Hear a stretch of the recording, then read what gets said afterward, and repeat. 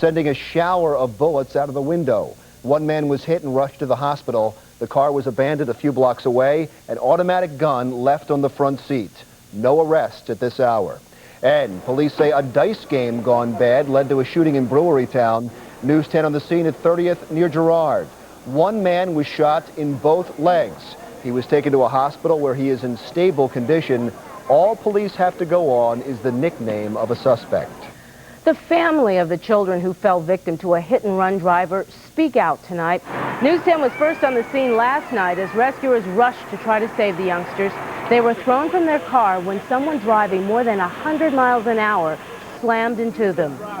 It happened in the eastbound lanes of the Schuylkill Expressway near the 30th Street exit.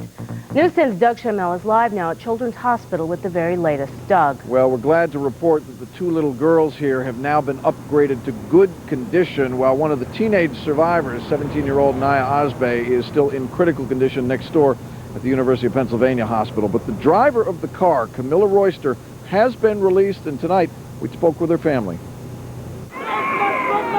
She said it just happened so fast.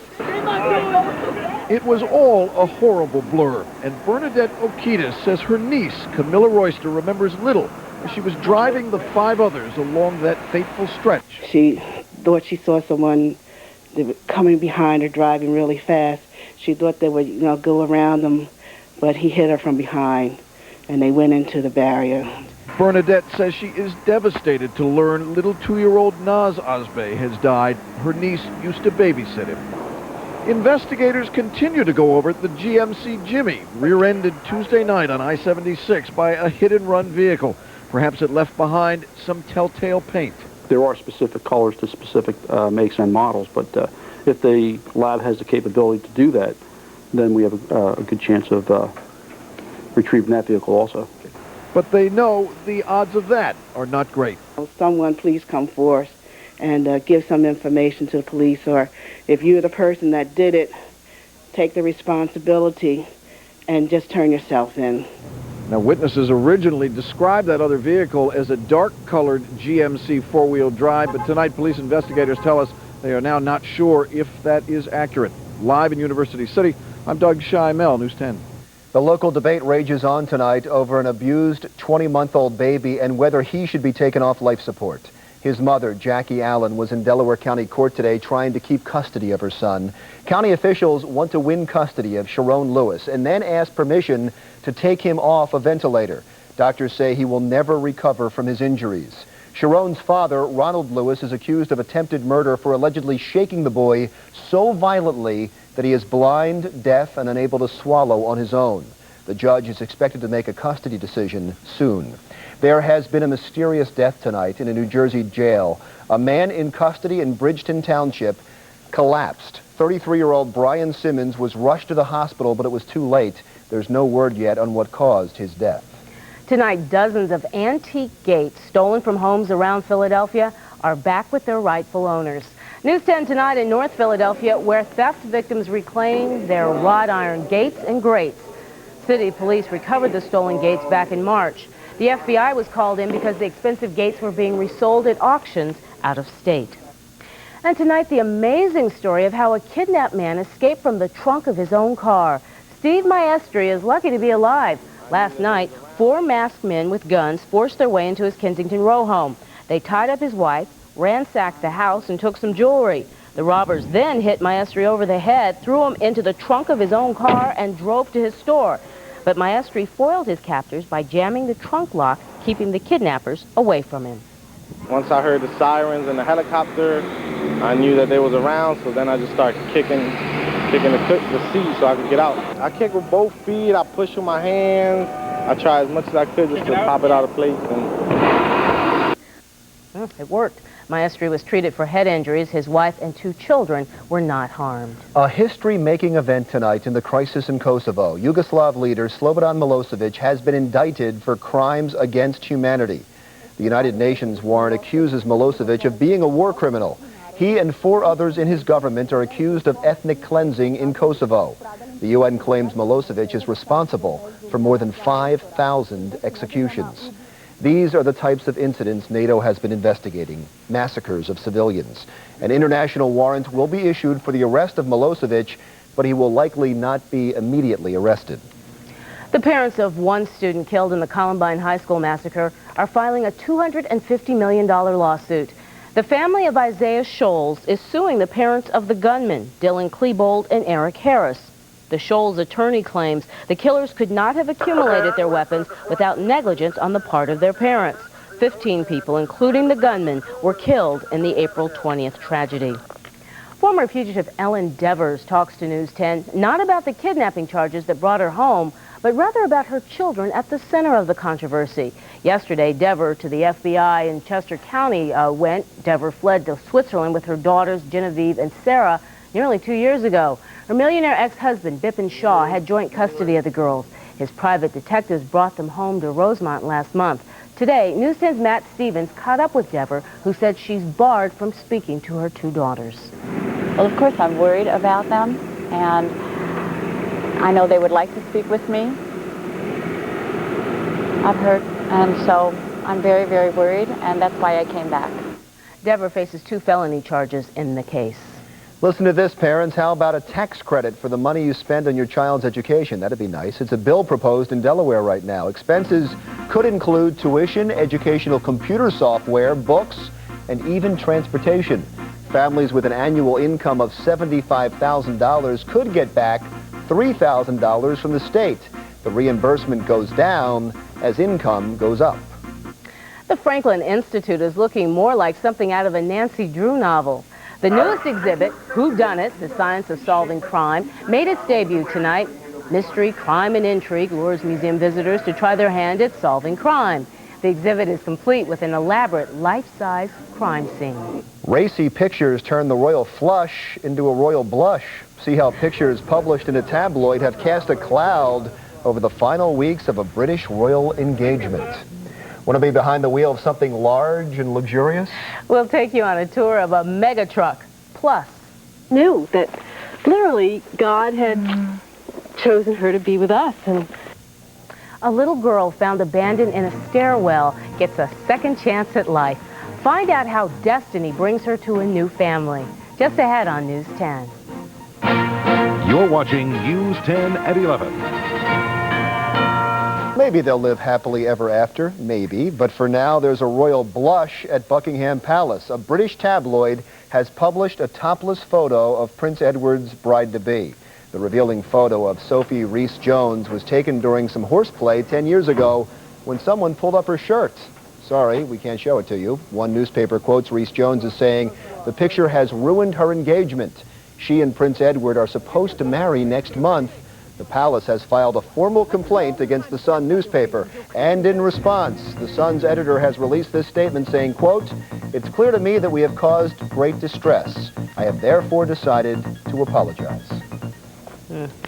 Well, if you've ever wondered what happens when you cross a pickup truck and a luxury sedan, here's your answer. Ford has just unveiled its newest Lincoln model called the Blackwood. It has 4 doors, leather interior, and as much room inside as a full-size luxury car. And in back, a covered truck bed, which is opened by a hydraulic lift. One thing that hasn't been shown off yet is the price. Actor Benjamin Bratt says goodbye to Law and Order. We'll tell you what's luring the actor away from the top-rated show. Plus, if you guys want to get rid of your flab and get some great abs, we've got a formula for you. I'm medical reporter Sherry Bank with the Gut Busters coming up. You're watching News 10, your station for the new millennium. Well, you probably just saw Benjamin Bratt's last appearance on Law & Order. Just ahead, Bratt talks about why he decided to leave the show. And don't go far, because we'll also show you this man, his replacement. We'll unscramble that picture for you. But first, baseball bad boy Darryl Strawberry faces an uncertain future tonight. The Yankee slugger headed into a Florida courtroom today to plead no contest to drug and sex charges. He was sentenced to probation and drug treatment. Strawberry's on leave from the Yankees, and it's not clear if he'll be allowed to play Major League Baseball ever again. Tomorrow on News 10 at 11, are daily newspapers in danger? They were once the first place we turned to for news. Now, fewer and fewer people are reading newspapers at all, and the circulation and readership steadily declines. News 10 takes a look at why and where people now get their news. Are dailies dead? Tomorrow on News 10 at 11. On the News 10 Health Watch at 11, have you tried just everything to lose those inches and bust your gut not working? Well, have no fear. Tonight, News 10 medical reporter Sherry Bank is here with the answer to get rid of that flabby midsection. You're trying to fight the battle of the bulge and losing. Listen up, because here's the secret to getting rid of that gut. Come on, push it. 3, 2, and 1. Sit-ups, sit-ups, and more sit-ups. Experts say sit-ups will tighten the abdominal muscles. It takes hundreds of sit-ups a day to get some nice sculpted abs, what everybody's looking for in it. But even if you do 300 sit-ups a day and get the best-looking abs in the world, no one's going to see them if you don't lose that flab. So you have to do it the old-fashioned way, calorie counting. To figure out calories, we use the Harris-Benedict's equation. What was that? The Harris-Benedict's equation. Here's how the system works. Find your age here, then multiply your weight by the corresponding number. Then subtract 500, and you'll find out how many calories you should stick to each day in order to lose 1 pound a week. To burn up calories, there's exercise.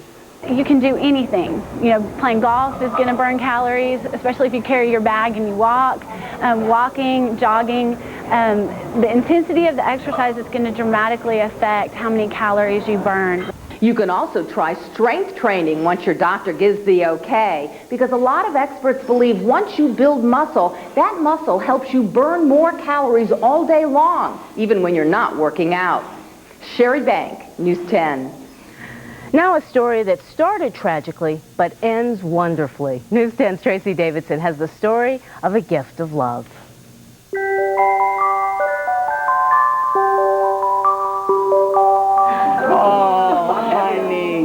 Little Gwynna Dwyer had a second chance at life that started with these women. Oh, your first mommy.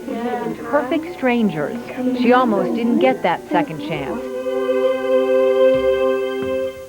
A day before Easter, 1997, a newborn baby girl is left in a stairwell in Eagleville, Pennsylvania, alone and cold, only hours old, and only hours from death.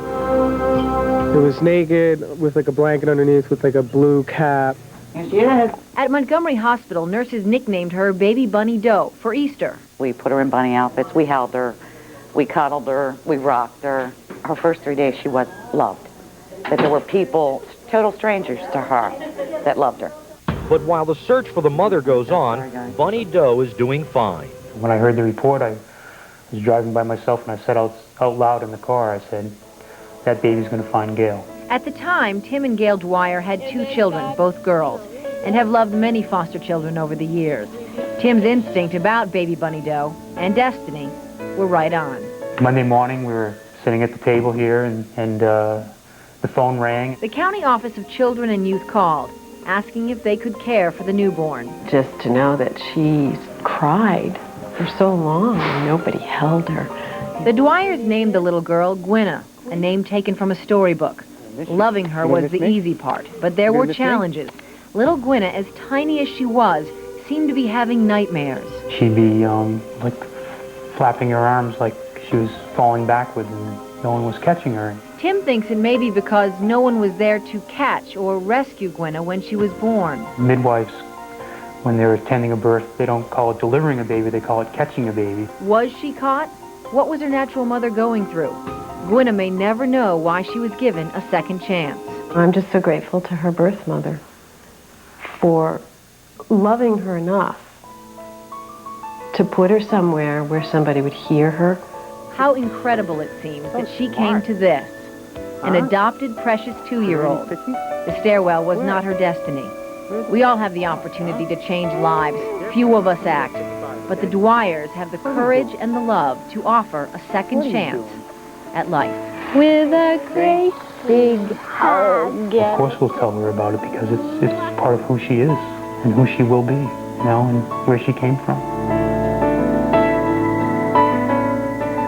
The The birth mother has never been found, and the Dwyers have adopted Gwenna. The Dwyers graciously allowed us to tell their story, partially to draw attention to all the people who catch the Gwennas of the world, foster parents who offer love and understanding.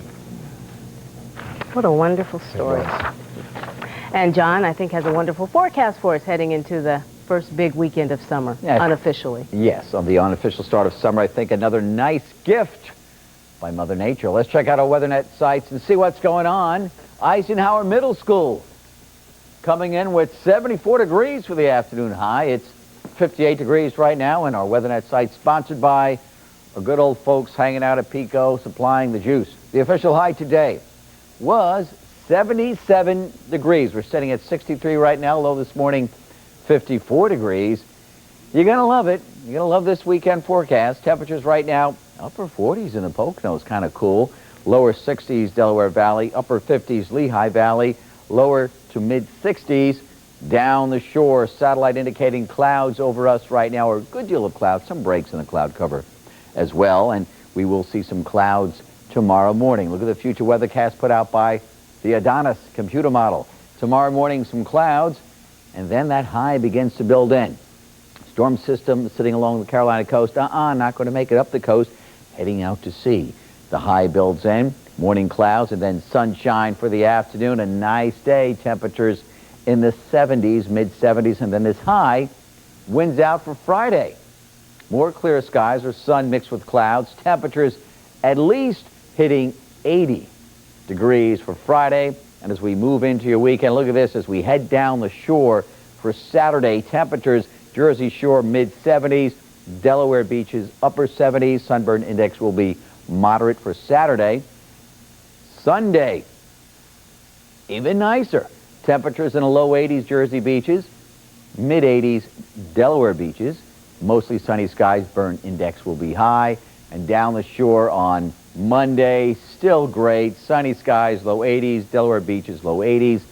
Sunburn index will be high. Winds west-southwest at 8 to 14. This weekend is looking great. Patchy clouds for tonight, breezy, 50 to 55. Tomorrow, morning clouds giving way to sunshine. Highs around 74 degrees. Ozone levels will be moderate. And your 5-day forecast moving into your holiday weekend. Sun and clouds for Friday, 80. Maybe a slight dip in temperature on Saturday, but still so nice, 78 degrees. We really start warming up on Sunday as we soar into the mid-80s. Monday, we skyrocket into the mid-80s. A Marvy holiday weekend. Check in again with Billy Henley for the very latest from Earthwatch starting at 5:30 a.m. as we keep you posted on the unofficial start of summer. All right, thanks, John. You're welcome. Tonight was the last time you'll see one of Law & Order's biggest stars. Benjamin Bratt, who plays Detective Ronaldo Curtis, is leaving the popular crime drama. Bratt became a Hollywood heartthrob and is looking towards a future in the movies with his girlfriend, Julia Roberts. Bratt's charm and talent are obvious, even behind the scenes. Trained as a Shakespearean actor, Bratt calls his role on Law & Order a dream job. But it's filmed on the East Coast, and he's a California native. As good as it all gets out here in New York, the fact remains that I miss home. I miss San Francisco. I miss my family, my circle of friends that I grew up with. And here comes the mystery man, the man who will replace Bratt on Law & Order. You may have seen him as Ally McBeal's love interest. His name is Jesse Martin. And get ready to welcome him to NBC next season, hopefully with better lighting. Most golfers try to find a comfortable way to putt, but this doesn't seem like it's too comfortable. Vi has that and the rest of the night in sports coming up next. Phillies pitchers seem to be one of them. Not very good. Once you get past Kurt Schilling and Paul Byrd, the Phils pitching staff has been absolutely suspect. Tonight, the Phils were hoping for a strong start out of Carlton Lower against the Expos. Terry Francona would not be happy after this one. Top three, McGuire. No, not Mark. Ryan McGuire nails this lower offering deep to right field. 3-0 Spos. It was McGuire's second on the season. And Phils would cut into that lead, though. Wild pitch here by Carl Pavano allows Bobby Abreu to come in to score from third, cutting Montreal's lead to 3-2, but this would be the Phils' night. Pinch hitter Wilton Guerrero up to the plate, and he lines it to right. 4-2 Expos. It is off of Mike Grace. They tack on another run, and they win it 5-2. Montreal takes 2 out of 3 from your Phillies. Vince Carter has drawn many comparisons to Michael Jordan for his athleticism and electrifying dunks. Well, now you can add Rookie of the Year to that list of comparisons. Today, the NBA named Carter the league's top rookie. The former North Carolina Tar Heel garnered all but 5 first-place votes. Garner averaged just over 18 points a game and is one of the reasons for the resurgence of the Raptors this season. In a way to keep teams from moving, the NFL committed more than $200 million as a collateral for new stadiums. Why is that important? Well, it affects the Eagles. You see, this will allow teams like the Eagles to get a commitment for funds to build a new stadium at a lower rate. Now the Eagles just have to find a site for their stadium. Stanley Cup playoffs, Patrick Waugh and the Avalanche hosting the Dallas Stars. Series tied at a game apiece.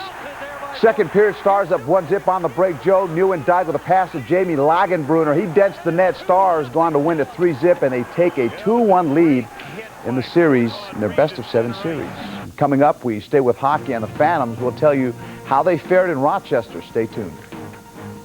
The force has been with this Phantom menace. We're not talking Star Wars here. We're talking Phantoms, as in hockey. Tonight, Game 3 in Rochester. Pick it up in the first period. No score. Not for long. Craig Fisher leaves it for Dominic Pittis. 1-0 Rochester. Just 11 seconds later, it is Peter Vandermeer putting it past Brian Boucher. 2-0. Merckx. Rochester win this one 3-0, but they still trail the series 2-1. Game 3 is Friday night. Now, we all have our ways of putting if you play golf, but this one really takes the cake. This is Bunny Schaefer of Elkins Park. She competed today in the Philadelphia qualifying for the U.S. Amateur Public Links. The twisting and turning helps her putt better, she says. And Bunny says this style gives her a good look at the hole, even when she's putting, and she does quite well. Unfortunately, she shot a 92 today, did not qualify for the Nationals, but interesting way of putting. We'll be right back. News 10 at Drexel University for the 28th Annual Student Fashion Show. Young designers whose creations may one day grace the runways of Paris and Milan showed off their fashions. Tonight's show is the culmination of a year's work by Drexel fashion majors. Tonight was also a good night to take a healthy run. Especially when it's for a good cause. Some 1,500 runners took part in the First Union 5K run. News 10 on West River Drive near the Art Museum, where the race began and also finished. Individual and team prizes were awarded. Proceeds from tonight's run benefit United Cerebral Palsy. The Tonight Show with Jay Leno is next. I'm Renee Chanel. I'm Larry Menti for Vi, John, and everyone at News 10. Thanks for watching. We'll see you tomorrow.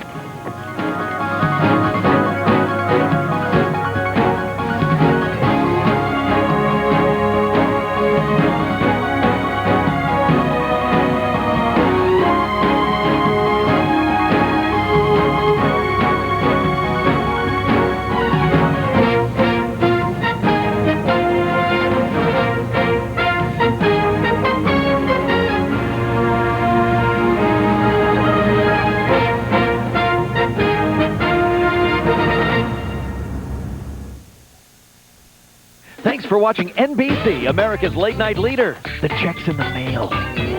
From the